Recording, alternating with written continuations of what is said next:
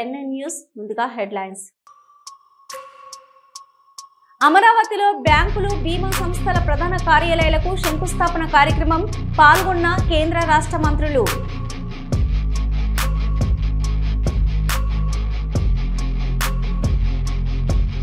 వైభవంగా శ్రీకాళహస్తీశ్వర స్వామి అమ్మవార్ల నిత్య కళ్యాణం. అధిక సంఖ్యలో పాల్గొన్న భక్తులు.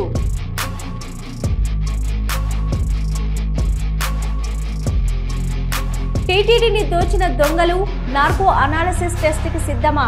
వైవి సుబ్బారెడ్డికి వర్లరామయ్య సూటి ప్రశ్న.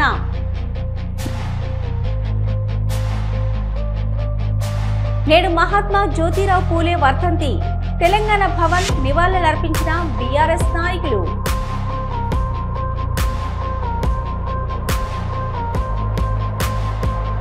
దీక్షా దివాస్ పై టీపీసీసీ అధ్యక్షులు మహేష్ కుమార్ గౌడ్ విమర్శలు.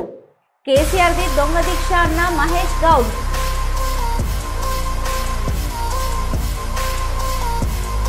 బీసీలకు 42% రిజర్వేషన్లు ఇవ్వాలి.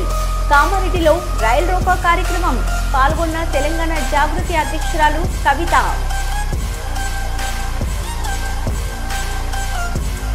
బీసీ రిజర్వేషన్ల పెంపును డిమాండ్ చేస్తూ కామారెడ్డిలో రైల్ రోకో నిర్వహించారు. రైల్ రోకో కార్యక్రమానికి తెలంగాణ జాగృతి అధ్యక్షురాలు కవిత హాజరయ్యారు.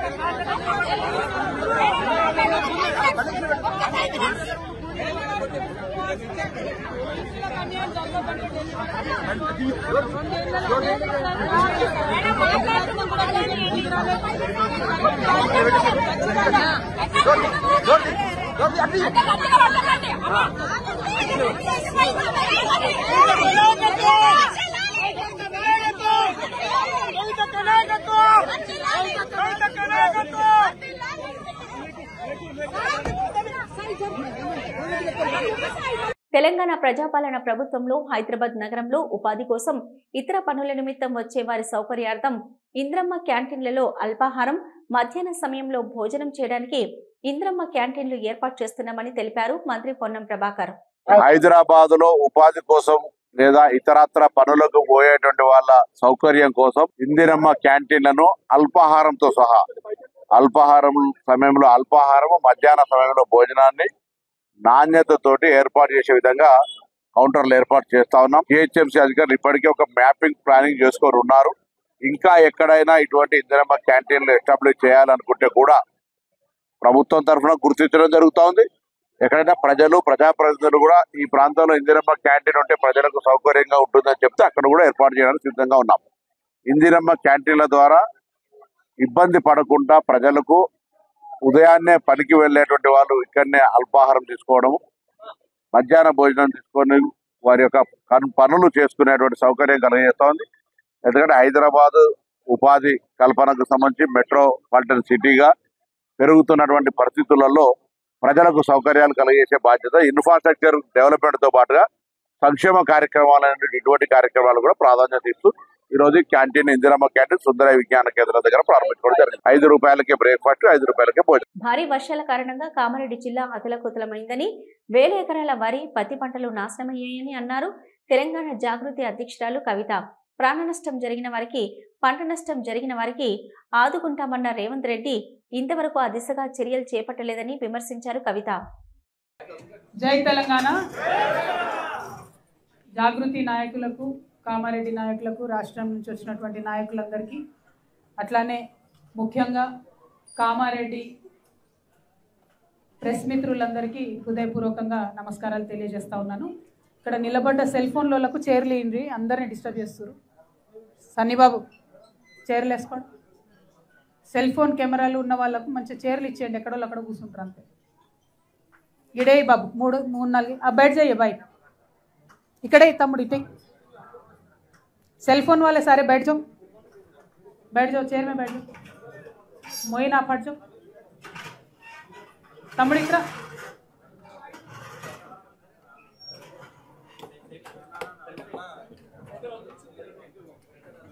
కూర్చోండి అన్న ప్లీజ్, తొందర సెటిల్ అవ్వండి, ఎక్కడో అక్కడ. ఇట్రా కూర్చో బ్రదర్, ఇంకా చైర్లు తెస్తాడు, కూర్చోండి. మీరు ఇటు ముందుకు రండి, మీకు చైర్లు వచ్చిన కొద్దీ కూర్చోండి దయచేసి. ఇంకా చైర్లు అయినా నిల్చున్నారు కదా 2-3. అందరికీ నమస్కారం. తెలంగాణ జాగృతి సంస్థ గత 19 ఏళ్లుగా తెలంగాణ ప్రజల యొక్క అభివృద్ధి ధ్యేయంగా, తెలంగాణ ప్రజల యొక్క ఆలోచనలు ఆకాంక్షలే మాకు పరమావధిగా మేము పనిచేస్తున్న విషయం మీ అందరికీ తెలుసు. తెలంగాణ ఉద్యమం జరిగినటువంటి సందర్భంలో ఉద్యమం కోసం, రాష్ట్ర సాధన కోసం ఏం చేయాలా అని చెప్పి నిరంతరం తప్పించినటువంటి సంస్థ తెలంగాణ జాగృతి సంస్థ. ఆనాడు ఎక్కని కొండలేదు, మొక్కని బండలేదు అన్నట్టు తెలంగాణ ఉద్యమంలో ఎక్కడికి పోయినా రాష్ట్రం రావాలి, తెలంగాణ ప్రజలు బాగుండాలని కోరుకున్నాం. రాష్ట్రం వచ్చిన తర్వాత కూడా అదే అలవాటుగా ఎక్కడికి పోయినా సరే మరి రాష్ట్ర ప్రజలు బాగుండాలి, సుభిక్షంగా ఉండాలి అని చెప్పి మేము చేస్తున్నటువంటి పోరాటాన్ని మీరు గమనిస్తూ ఉన్నారు.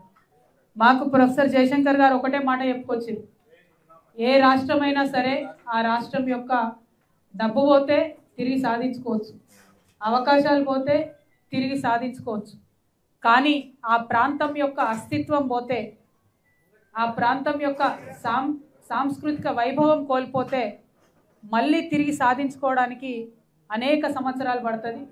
రాష్ట్ర ప్రభుత్వ తీరుపై మాజీ మంత్రి పొన్నాల లక్ష్మయ్య తీవ్ర అసహనం వ్యక్తం చేశారు. రాష్ట్ర ప్రభుత్వం ప్రజాపాలనపై దృష్టి పెట్టకుండా తీరుతెన్నులు లేకుండా ప్రభుత్వాన్ని నడుపుతున్నదని ఆయన విమర్శించారు. అత్యవసరం అనే మాట గుర్తు చేయడానికి నేను ముందుకొచ్చాను. ఈ లాస్ట్ సెంటెన్సు నా మాటలోని బాధ కానీ ఆవేదన కానీ అర్థం చేసుకోమని కోరుతున్నాను. ఎందుకంటే సరే, రాజకీయాలు, అవసరాలు, అధికారం రావడం, నిలుపుకోవడం, అధికారంలో ఉన్న పార్టీ చేసే ప్రయత్నాల మీద కానీ ఆలోచనల మీద కానీ కొనసాగుతున్న సందర్భాలలో ప్రతిపక్షాలు ప్రజలకు తెలియజేసే విధంగా చేసే బాధ్యతలు నిర్వర్తించడంలో దాన్ని తప్పుగా పట్టే ఈనాటి ప్రభుత్వాలు కానీ రాజకీయ నాయకులు కానీ, సరే అది రాజకీయం అనొచ్చు ఎవరైనా, కానీ చివరిగా మిగిలేదేంటి, ప్రజలకు ఏం చేస్తున్నాం అనేది.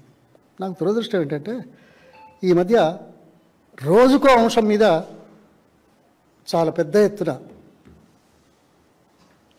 వాదనలు, ప్రతివాదనలు, మీకు తెలియదు కాదు. కానీ అసలు ఈ ప్రభుత్వం ఏ ఆలోచనతో పనిచేస్తున్నదనే విషయాన్ని గట్టిగా చెప్తారా ప్రభుత్వంలో ఉన్నవాళ్ళు? ఎలక్షన్ల ముందు కానీ, ఎలక్షన్ల తర్వాత కానీ, అధికారంలోకి వచ్చినాక చేసే కార్యక్రమాలు కానీ, గత సంక్షేమ కార్యక్రమాల పట్ల ఏ విధమైన దృష్టి పెడుతున్నారు, ఏ విధంగా అమలు చేస్తున్నారు అనేది ఆలోచన చేయాల్సిన అవసరం లేదా? అది ప్రజలకు చెప్తే ఇది రాజకీయం అవుద్దా? అది రాజకీయం కాదే. ఎన్నికల ముందు రాజకీయాలు, నాకు తెలుసు, అది అందరికీ తెలుసు. కానీ ఎన్నికల తర్వాత కూడా రాజకీయాలు చేసి పబ్బం గడుపుకునే దైన్యస్థితిలో ఉన్న ఈ రాష్ట్ర ప్రభుత్వం యొక్క చర్యలు ఖండించడానికి నేను మీ ముందుకు వచ్చాను. ఇది ఆవేదనతో, ఆవేశంతో మాట్లాడుతున్నాను. ఎందుకయ్యా? ఓకే, చాలా ఉన్నాయి. మనం దేశంలో అన్ని రాష్ట్రాల కంటే అన్ని రంగాల్లో, చాలా రంగాల్లో ముందున్నాం. మీరు ఇంకా ముందుకెళ్ళాలని ప్రయత్నం చేస్తున్నారు, మాట్లాడుతున్నారు. నేను కాదనా, ఇది ఎవరైనా కాదన్నారు. కానీ ఏమిటి? Beautification of Musi area number 1 item ఎంతో తెలుసా? 58,000 కోట్ల నుంచి 1,50,000 కోట్లు 12 సంవత్సరాల నుంచి 20 సంవత్సరాల వరకు మొదటి దశ లోపల 2,500 కోట్లు, అందులో 750 కోట్లు ఇస్తామని అత్యంత ప్రాధాన్యతగా ప్రవర్తిస్తున్నారు. సామాజిక తత్వవేత్త, ఉద్యమకారుడు, సంఘ సేవకుడైన మహాత్మా జ్యోతిరావు పూలే గారి వర్ధంతి సందర్భంగా హైదరాబాద్లోని తెలంగాణ భవన్లో మాజీ మంత్రి వి శ్రీనివాస్ గౌడ్, శాసనమండలి ప్రతిపక్ష నేత మధుసూదనాచారి, తెలంగాణ భవన్ ఇన్ఛార్జి మరియు మాజీ ఎంపీ రావుల చంద్రశేఖర్ రెడ్డి, మాజీ చైర్మన్ దేవిశ్రీ ప్రసాదరావు, కిషోర్, గెల్లు శ్రీనివాస్ యాదవ్ మరియు తదితరులతో కలిసి జ్యోతిరావు పూలే గారి చిత్రపటానికి పూలమాల వేసి నివాళులర్పించారు. మహాత్మా జ్యోతిరావు పూలే ఒక సామాజికవేత్త, ఒక సంఘకర్త. తన చిన్ననాడు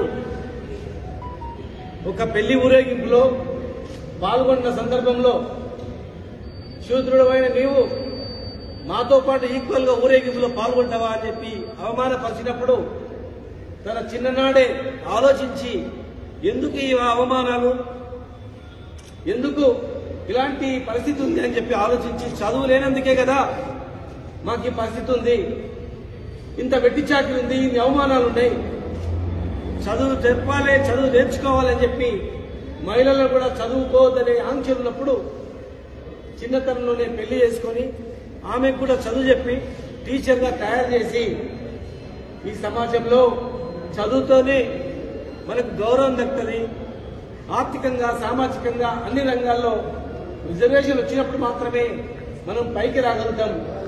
ఉన్నత వర్గాలను తట్టుకోవాలంటే కేవలం రిజర్వేషన్ అని చెప్పి ఆనాడు మహాత్మా పూలే ప్రారంభించింది. ఈరోజు ఒక పూలే లేకుంటే ఈ దేశంలో ఇంకా వెట్టి చాకరీ అణిచిపోతూ ఉంటుండే. ఎందుకంటే పూలే విధానాలకు అనుగుణంగానే బాబాసాహెబ్ అంబేద్కర్ గారు రాజ్యాంగాన్ని రాయడం జరిగింది. మరి ఆనాడు రాజ్యాంగం రాసినా, అంతకుముందు పూలే గారు ఎన్ని పోరాటాలు చేసినా మరి నేటి వరకు కూడా ఇంకా అదే విధంగా కొనసాగుతుంది ఈ దేశంలో. అడుగడుగున అణచివేత, అవమానం, అడుగడుగున ద్రోహం అనేవి జరుగుతూనే ఉన్నాయి. మేము ప్రభుత్వం వచ్చిన 10 సంవత్సరాల్లో పూలే విధానాలకు అనుగుణంగా మహాత్మా జ్యోతిబా పూలే పేరు మీద దాదాపు 350 గురుకులాలు ఏర్పాటు చేసి ఉన్నత విద్యను చదువుకోవాలని, విదేశాల్లో చదువుకోవాలని చెప్పి ఓసీ స్కాలర్షిప్ ఇచ్చి మరి బీసీలో కూడా రాజకీయంగా రిజర్వేషన్ ఉండాలని చెప్పి 33% రిజర్వేషన్ ఉండాలని చెప్పి చట్టసభలలో తీర్మానం చేసి పంపించడం జరిగింది. మార్కెట్ యార్డ్లలో రిజర్వేషన్ ఇవ్వడం జరిగింది. మరి ఎమ్మెల్సీలుగా, ఎంపీలుగా ఇవ్వడం జరిగింది. కానీ ఈ రోజు వరకు కూడా మరి ఎదుగుతున్నటువంటి నాయకత్వాన్ని అణచివేయడం, అవమానపరచడం, ఇబ్బందులు చేయడం, రిజర్వేషన్ ఇస్తా అని చెప్పి మోసం చేయడం ఇప్పుడు కొనసాగుతూనే ఉంది. పెద్దపల్లి కాంగ్రెస్ ఎమ్మెల్యే విజయ రమణారావు తన అనుచరులతో ఫోన్ కాల్స్ చేయించి బెదిరించే ప్రయత్నం చేస్తున్నారని ఆరోపించారు. హుజురాబాద్ ఎమ్మెల్యే పాడి కౌశిక్ రెడ్డి, నేను రేవంత్ రెడ్డిని వెంట్రుక లెక్క తీసి పడేసిన మీ అనుచరులకు భయపడతానా అని ప్రశ్నించారు. బీఆర్ఎస్ ఎమ్మెల్యే పాడి కౌశిక్ రెడ్డి, దాదాపు మీరు చూడొచ్చు నా ఫోన్లు ఇప్పుడు మీకు చూపిస్తా, ఒక 500 మంది తోని ఫోన్లు చేపిస్తా ఉన్నారు. ఏమని బెదిరిస్తా ఉన్నారు ఫోన్లు చేసి. ఇవన్నీ మిస్డ్ కాల్ చూడొచ్చు. ఇగో ఇప్పుడు కూడా గదే ఫోన్ కాల్ ఉంటాయి మీరు చూడరు. ఇవన్నీ ఫోన్లు గవే. ఫోన్లు చేపిస్తా ఉన్నాడు, చిన్న పిల్లగాడు చేపించినాడు, దీనికి ఎవడో భయపడతాడు అన్నట్టు. విజయన్న, నేను నిన్ను అడుగుతా ఉన్నాను, నిన్ను సవాల్ ఎవడు విసిరమన్నాడు? ఎవడైనా రైతులు అడిగిందా నిన్ను? మేము అడిగినామా నీ సవాల్ విసిరమని? సవాల్ నువ్వే విసిరినావు. నీ సవాల్ని మేము స్వీకరించినాం. స్వీకరించి చూపించిన తర్వాత ఇవాళ నీకు జవాబు లేకుండా మీ కాంగ్రెస్ పార్టీ కొందరు బ్రోకర్లతోని ఫోన్లు చేయించి బెదిరిస్తా ఉంటే భయపడేటోడు ఎవడున్నాడు? విజయన్న, ఒకటి గుర్తుపెట్టుకో, మీ రేవంత్ రెడ్డికే నేను భయపడలే. మీ రేవంత్ రెడ్డినే నా ఎంటక బరాబర్ అని రోజు నిలదీస్తా ఉన్నా. ఈ బచ్చగాలు వాళ్ళు వీళ్ళు ఫోన్ చేస్తే మేము భయపడతాం అయింది. ఒక్కసారి మీరు ఆలోచన చేయండి విజయన్న గారు, ఇట్లాంటి చిల్లర పనులు బంద్ చేయరి. అదే మేము నువ్వు 55 ఏళ్ళు 60 ఏళ్ళు ఉంటావు. ఆ ఏజ్లో నీకే అంత తీటుంటే 40 ఏళ్ళ పిల్లగాని మరి నేను కూడా, మరి నాకెంత తీటుంటుందో ఒక్కసారి ఆలోచన చేసుకో. నువ్వు ఇష్టం ఉన్నట్టు చేయదలుచుకుంటే నా ఇష్టం ఉన్నట్టు నేను కూడా చేస్తా. రేపు నువ్వు ఇదే విధంగా మీరు కంటిన్యూ అయితే రేపు మా బీఆర్ఎస్ పార్టీకి మేము కూడా కాల్ ఇచ్చి మా హుజురాబాద్ నియోజకవర్గం నుంచి కావచ్చు, మీ పెద్దపల్లి నియోజకవర్గం నుంచి కావచ్చు, యావత్ తెలంగాణ నుంచి కావచ్చు, మా బీఆర్ఎస్ పార్టీ నాయకులు అందరూ కూడా నీకు ఫోన్ చేసి ఎప్పుడు రాజీనామా చేస్తున్నావు అని మేము అడిగిపించే పరిస్థితి తీసుకొచ్చుకోకు. ఉందాగా రాజకీయాలు చేయి, ఉందాగా ఉండు. నువ్వు సవాల్ విసిరినావు, నిన్నెక్కడ కూడా నేను పర్సనల్ గా విమర్శించలేదు, పర్సనల్ గా మాట్లాడలేదు. మానేరు నదిపైన గల చెక్ డ్యాం ఇటీవల కూలిపోయిన ఘటనపై విచారణ జరిపించాలని కోరుతూ మాజీ మంత్రి కరీంనగర్ ఎమ్మెల్యే గంగుల కమలాకర్ ఆధ్వర్యంలో జిల్లా కలెక్టర్ పమేలా సత్పతికి వినతి పత్రాన్ని అందజేశారు.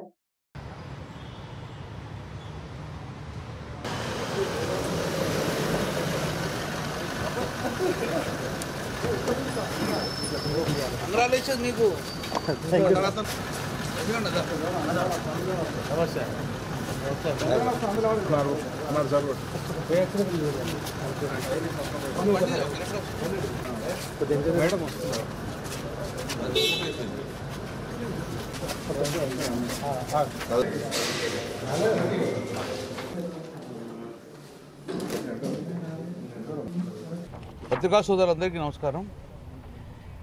ఈరోజు కలెక్టర్ గారిని బీఆర్ఎస్ పార్టీ కరీంనగర్ జిల్లా ఎమ్మెల్యేలు మాజీ ఎమ్మెల్యేలు ఒక డెలిగేషన్ కూడా పోయి రిప్రజెంట్ చేయడం జరిగింది.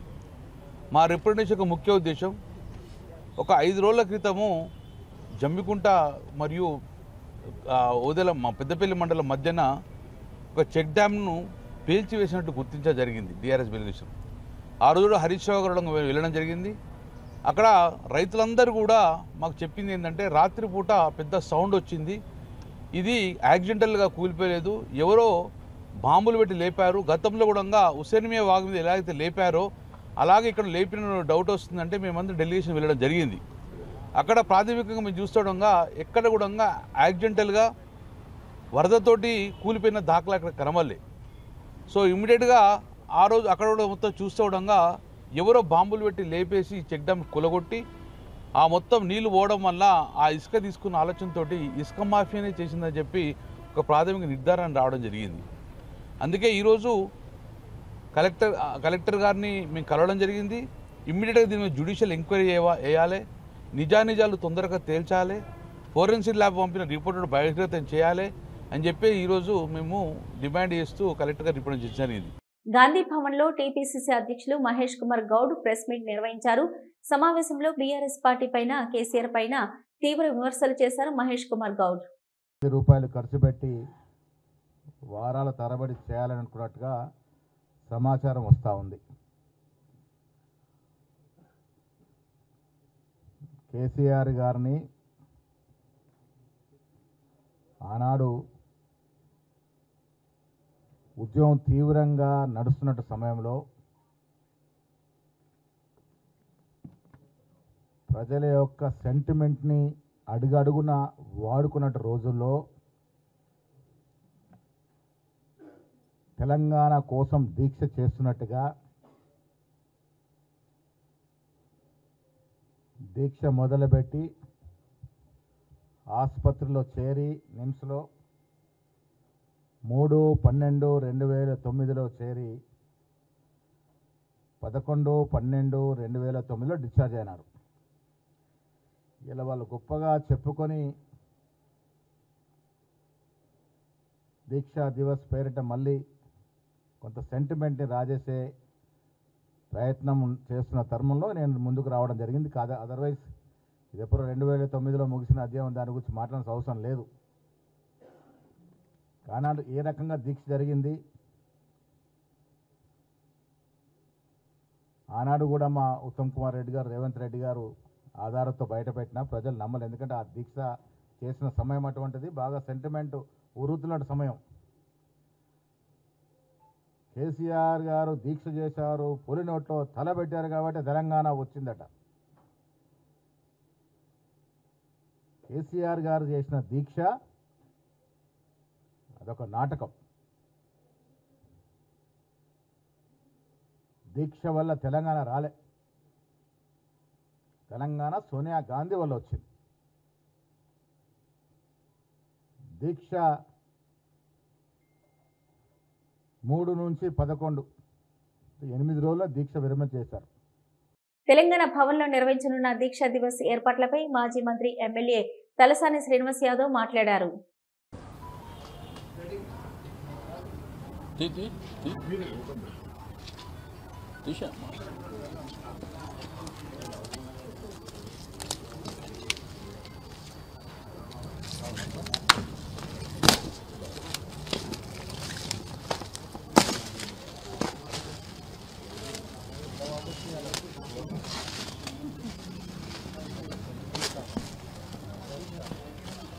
ఫేస్ కనిపించాలి మీరు.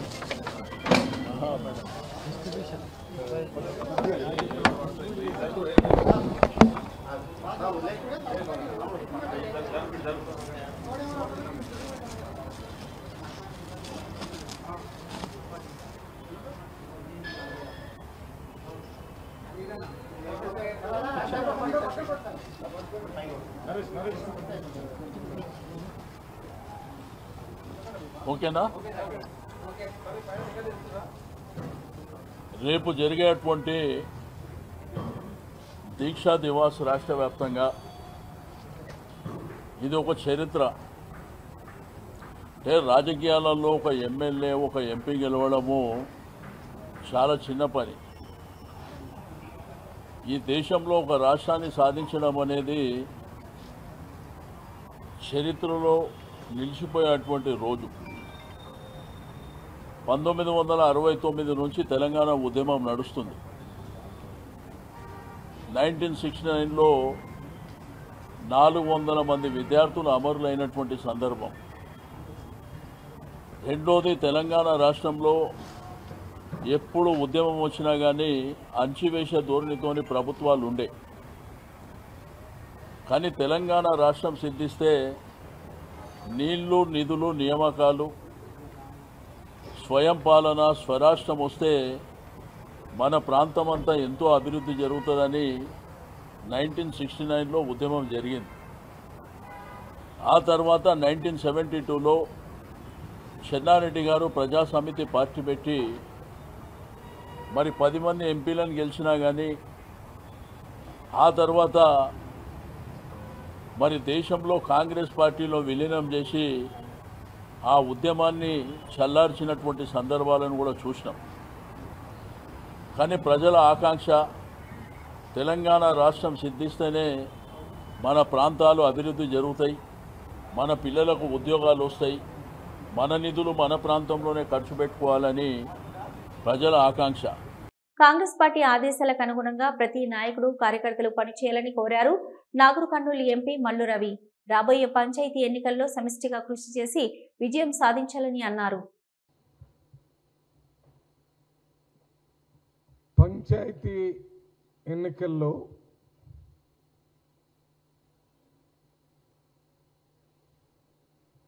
కాంగ్రెస్ పార్టీ తరఫున స్థానిక ఎమ్మెల్యే కాంగ్రెస్ పార్టీ ఒకవేళ ఎమ్మెల్యే లేని దగ్గర కంటెస్ట్ చేసిన MLA Congress party district president అందరూ సమన్వయంతో sarpanch candidates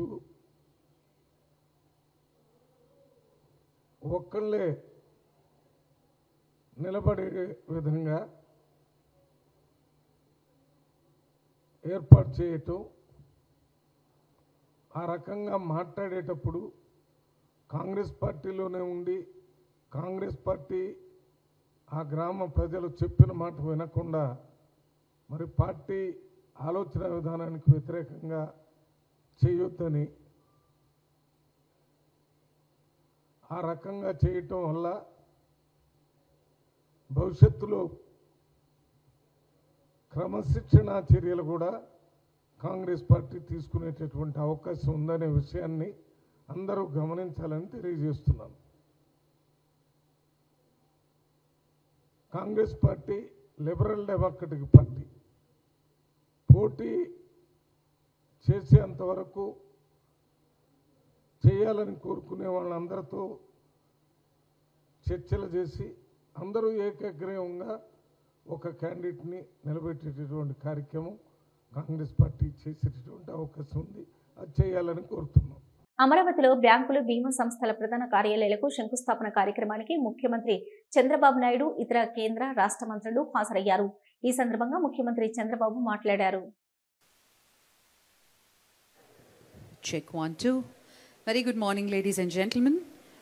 It's a pleasure indeed to welcome all of you. The Honorable Chief Minister has just arrived at the APCRDA office for various presentations and discussions. In a short while from now, he will join us at this dais. Thank you very much. Request all of you to please take your seats.